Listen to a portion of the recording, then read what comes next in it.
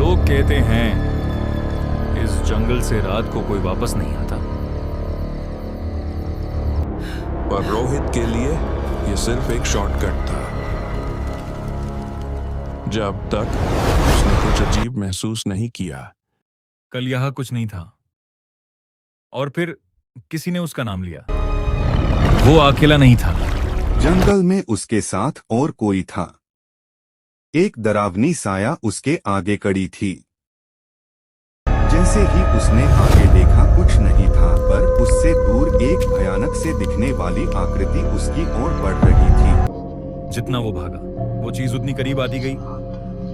सालों पहले एक लड़का यहीं से गया था पर कभी वापस नहीं आया।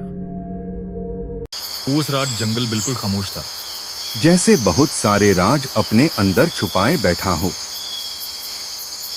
एक काला साया रोहित के पास आकर बोलता है, अब यहाँ से तू कहीं नहीं जाएगा। आले सुबह सिर्फ उसका बिग मिला। अब वहाँ दो साये रहते हैं।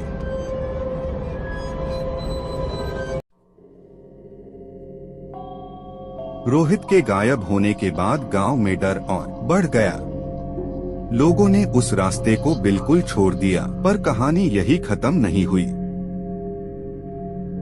कुछ महीनों बाद एक नया लड़का गांव में आया, अमन। उसका भी एडमिशन उसी कॉलेज में हुआ। उसने जॉब शॉर्टकट के बारे में सुना। लोगों ने उसे रोकने की कोशिश की। उस जंगल में मत जाना, वहाँ रोहित गया था, वापस नहीं आया।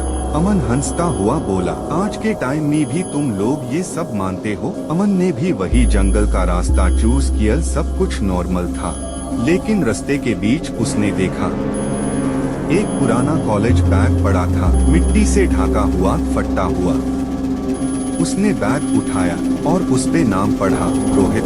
उस रात अमन को नींद नहीं आई। यूं लगने लगा जैसे कोई उसके रूम के बाहर चल रहा हो, कभी खिड़की के पास कोई खड़ा हो, और सबसे अजीब बात, जब भी वो आंख बंद करता उसे वही जंगल दिखाई देता। अगली सुबह अमन ने डिसाइड किया, मैं सच जान के रहूंगा। वो फिर जंगल गया, इस बार धीरे धीरे अंदर तक।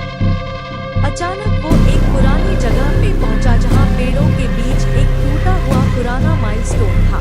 और जो लिखा था उसे देख के उसका खून जम गया।